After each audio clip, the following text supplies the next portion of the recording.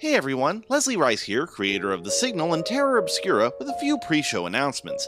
First up, welcome to our first bonus episode. For a long time, I've been considering our format. You see, the main episodes of The Signal are packed with content, from our ongoing story, to those tales we've selected for that episode, to the monthly cipher and local broadcast.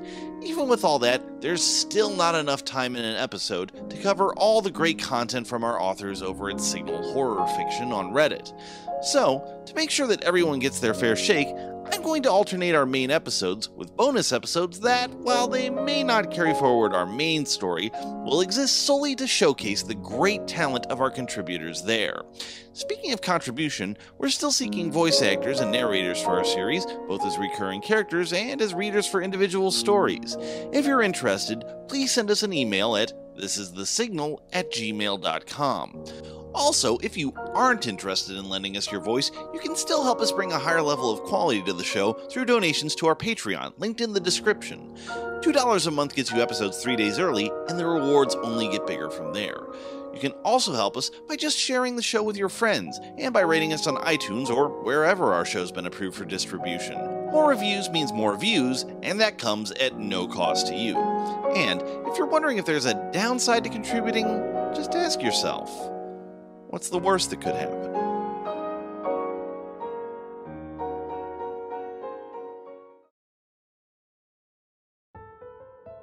This is The Signal. Origins unknown. Destination unclear. It carries with it fragments of other places, other times. Stories from unfathomable pits of darkness and worlds of unquenchable, all-consuming light. These tales of realities both unimaginably distant and terrifyingly close are woven in, through, and around The Signal.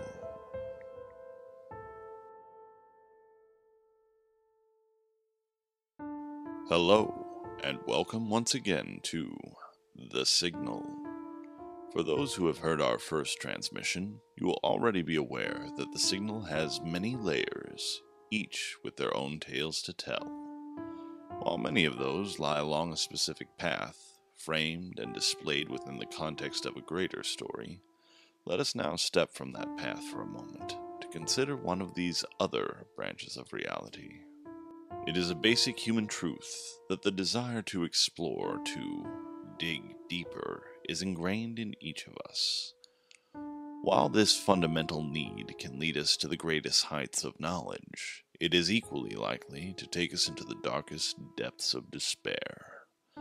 In this story, from author Tobias Wade, a young boy's research into a mining disaster for a school project leads him down a darker path. Like the unfortunate souls he is researching, he too delves too deep, and soon finds that the answers to his questions may lead to truths better left buried. When they were rescued, the whole world breathed a sigh of relief that they had found the 33 miners, never bothering to ask how that could be. For although when they left the mine, they were known as the 33, when they entered, they were only the 32.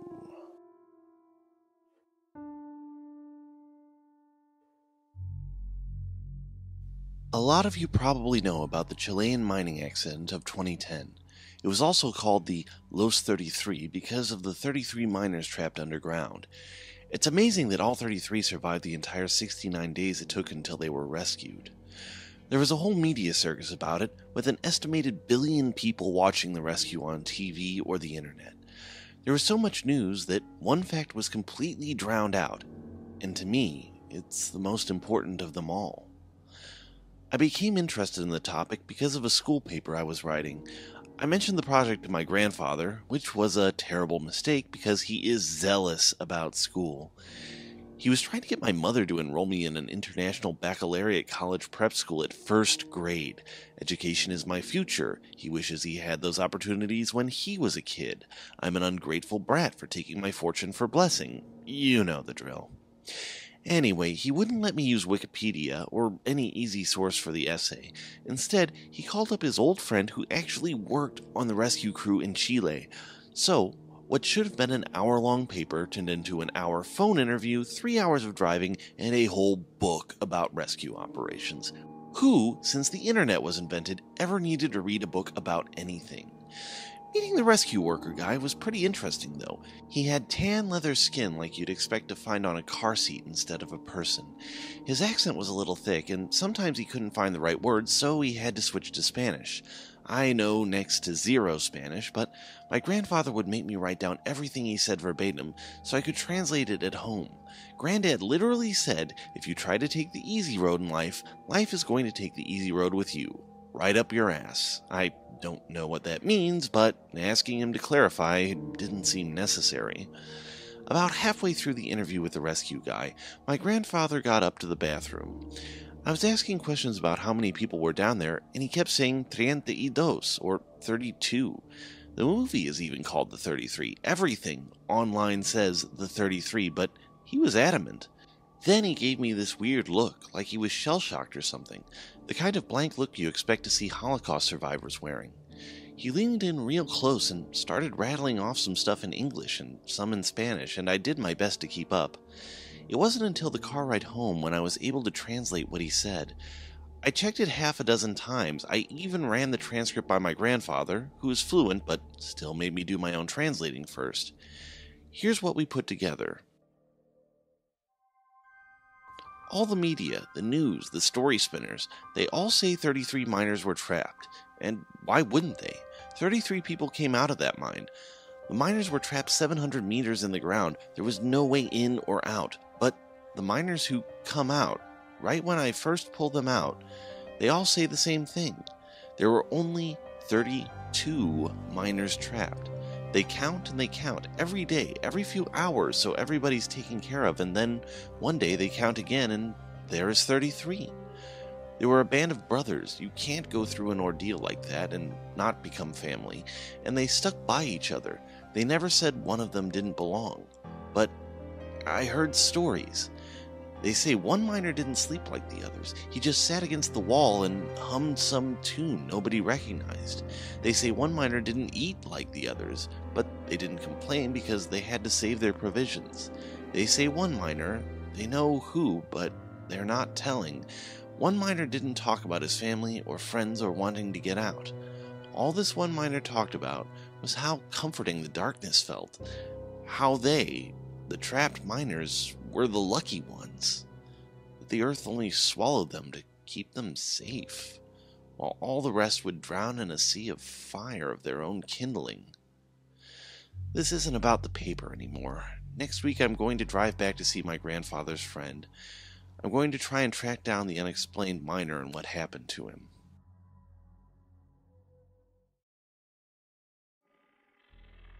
Finding one of the miners was a lot harder than I expected.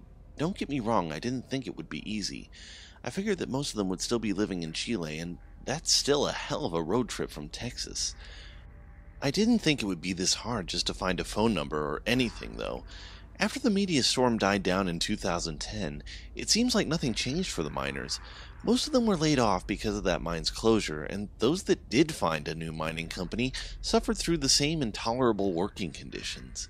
Even the Hollywood movie didn't help them because their story rights were considered public domain after the massive publicity. All those men got was a pathetic $7,000 compensation for their time spent in hell. The more I searched, the grimmer the story became. Over the last 7 years, they have been dying, one by one. A few from other mine accidents, others from health complications undoubtedly exasperated by their ordeal, but more than anything, suicides. I get it, they've had a hard life, but it was the manner they killed themselves in that was the most unsettling. Self-immolation. There were a few bullets, one poison, 2 jumpers, but mostly I found account after account of miners dousing themselves in gasoline and burning themselves alive. It was difficult not to connect the incidents with those haunting words from the 33rd miner, and all the rest would drown in a sea of fire of their own kindling. It was my grandfather's friend, Vicente, who found a lead. 2 of the miners who were invited to the film premiere in Los Angeles had decided to stay in America. Vicente found a recent article which followed up with the pair about the incident, although both had declined an interview. It was still about an 18-hour road trip, but after I shared my research with Vicente, he volunteered to make the drive with me. I convinced my grandfather that I wanted to use this research for my future graduation thesis, and he convinced my mother to let me go. "What are you going to ask them?" Vicente asked on the drive. One of the conditions for the trip was that I help him practice his English, and he talked non-stop the whole way. "I'm going to ask them to help me find the 33rd miner, the one who wasn't human." "El Diablo," Vicente said. "And if he's one of the two you meet, what do you say to him then?" "I guess I'll tell him to go to hell." I meant it as a joke, but neither of us laughed. "Or find out why he's here." "And if you don't like what he says, you will stop him?" I didn't have an answer then, but I had plenty of time to think about it on the drive to LA.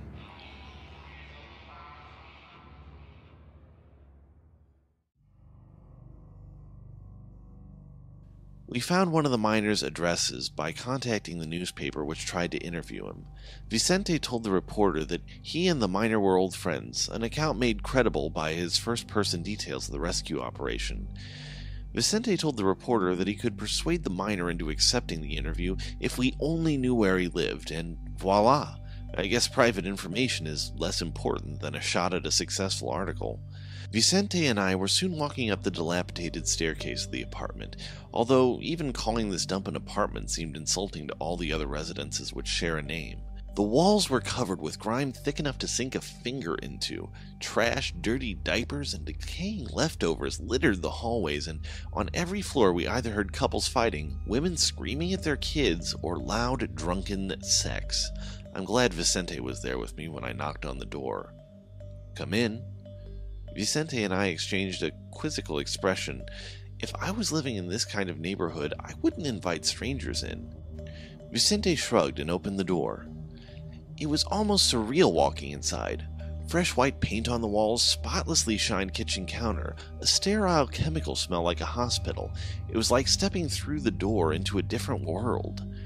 A middle-aged man blinked in his black, sunken eyes at us. His dark skin and hair looked a lot like Vicente. He could easily have been Chilean.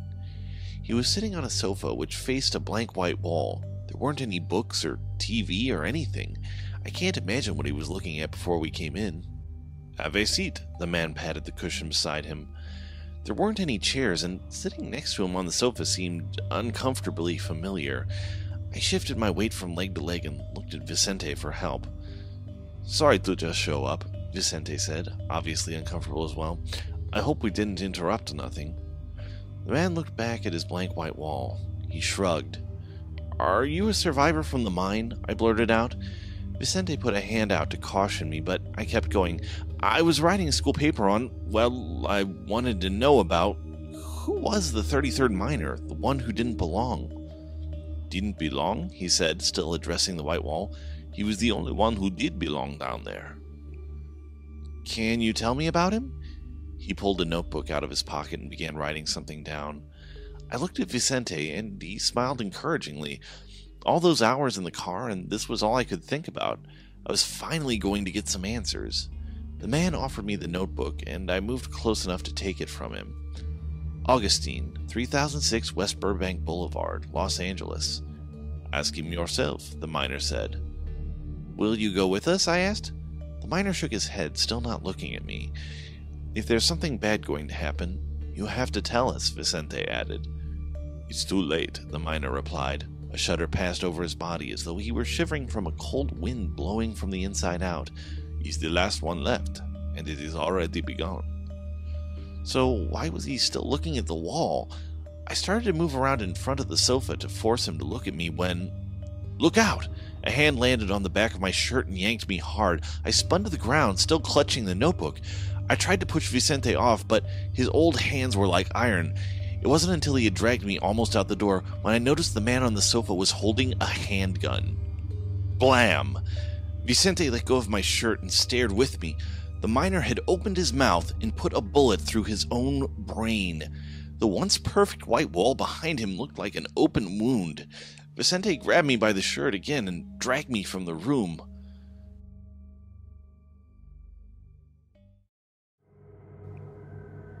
I'm outside of the 33rd miner's house, but this time I'm alone. After that grisly spectacle, Vicente refused to let me keep searching. He was ready to drive straight through the night, all the way back to Texas, right there and then. He didn't want to call the police. The reporter knew we were going, but he didn't know who we were. Vicente figured that if we just left the state now, we'd never get tangled up in this any more than we already were. I saw it differently, though. If the last miner really was one of the 33 still alive, then Vicente and I might be the only two people who knew something was going on. We had a responsibility to find out more. It was all I could do just to convince Vicente to get a motel for the night before driving back. I used the extra time to beg and plead with him, but it was impossible to get through. Let him burn himself alive for all I care. We should never have come here. I might as well have been begging the sun not to set in the evening. I waited until Vicente fell asleep before slipping down the street to order an Uber. A dark sedan swept me down the unfamiliar streets, but I was so wrapped up in my own thoughts that I didn't even speak a word to the driver. I wish I had, though. I wish I'd asked him to wait and make sure I was okay, but he's gone now. It's going to be just me and the devil. This isn't a house or an apartment building, though. I was standing outside a crematorium. What if the miners simply worked here now? By the time they were open again, Vicente would be awake and we'd be driving back to Texas. I circled around the building, looking for some clues or staff directories or anything. Maybe this was an unhealthy obsession for me. Maybe I should just let it go and stay out of trouble like Vicente. But trouble is there whether you're looking for it or not, and it's best to know what's coming before it hits you. There was a light on the back of the building. It took about 10 minutes pacing outside the darkness before my heart slowed to a familiar rhythm and I was ready to approach. I knocked on the door. No answer. I peered through the lit window. Looked like an office room. I knocked on the glass. No answer. My heart was starting to race again. I was stupid for even being here. Someone had just forgotten to turn out the light when they went home. I went back to the door and tried the handle. It was unlocked. The grating sound of the door swinging open seemed so loud in the still night that people must have heard it a block away. "Hello? Anyone there?" I called out, immediately regretting it. I don't know which was worse, taking the devil by surprise or letting him know I was coming. I still switched on every light I could find, just in case something jumped out at me. "Augustine?" I shouted. No answer.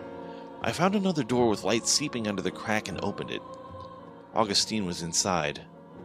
I could tell because of the name tag on his overalls. He was on his hands and knees, the charred remains of his head placed firmly inside one of the cremation ovens. I don't know whether he died the moment his head went inside, but I'd imagine he had to hold it there for a while. What could he have possibly seen or known that was worse than this? I called an Uber to take me back to the motel. I guess this was it. All 33 were dead. I hope whatever evil spirit crawled up from the earth with those men had spent its wrath doing whatever it did to them and was sleeping peacefully now. The same dark sedan stopped and I got in. "Hi there," I said. "Thanks for getting me again." The driver, or the miner, I guess they were the same, turned around and smiled. It was hard not to smile with the bottom half of your jaw hanging loose. I could clearly see the pathway where the bullet entered his mouth and tore up through his brain. It was mesmerizing to watch that mass of loose flesh contort to form the shapes necessary for speech. "I see you found the man you're looking for," what's left of his face replied. "A man wouldn't be alive right now. What are you?" The loose flesh pulled tighter, and a trickle of blood dribbled onto the driver's console. He didn't kill the other miners. They killed themselves as far as I could tell. As long as I kept my wits about me, I could make it through this. I looked down at my lap so I could pretend I was just having an ordinary conversation. Not as easy as it sounds with the blood dripping down the console around my feet. "I will answer one question for your persistence. Don't waste it on such trivial semantics." I took a deep breath. It smelled like food that had just begun to spoil. "How can I stop the sea of fire you mentioned when you climbed out of that mine?" "Only fools play with matches." I had to look up at that, even if it meant staring into that grotesque face. There's no way my single question was going to be wasted with that shitty answer. What is that supposed to mean? Why are you even here? Are you trying to warn us not to blow ourselves up? Because we know that without whatever the fuck game you're playing. The miner slumped forward into his seat. The blood on the back of his head was so congealed he had died quite a while ago. I wanted to scream, to break the window, to punch him in his disgusting bloody face, but I was next to a dead man for the third time this night. More than anything, I wanted to go home. I just got out of the car and started walking the whole way back toward the motel. The notebook. If that miner was the real devil, and that's the only explanation that makes sense to me, then he had given me his notebook. I stopped walking and used the light from my phone to desperately flip through the pages, looking for some other clue. There, on the first page, were more words, written in a fluid hand. While they sat down in the dark, waiting for tomorrow's spark, telling tales of broken hearts, I joined them in their cell. Don't be afraid, I sang to each. Don't hate the world beyond your reach. I hear your prayers as you beseech me save you with my spell. Only fools play with matches, or bury treasure with no latches, or sign a deal when the catch is the soul you have to sell. But the fool has born you, raised you, sold you. The fool has torn you, dazed you, told you. He won't mourn you, praise you, hold you, when finally you yell. Only fools play with matches, and suffer all those needless scratches. You will find your soul detaches, free, at last, in hell. How much must one man suffer before hell becomes an escape? I hope I never find out.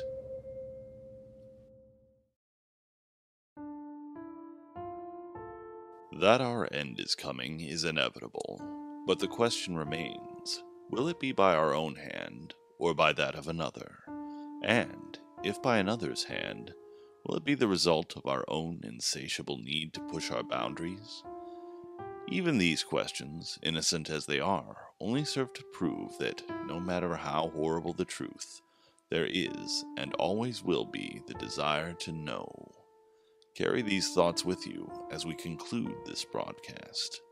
For although the universe may resist our search for answers, we will never stop asking dangerous questions here, within the Signal.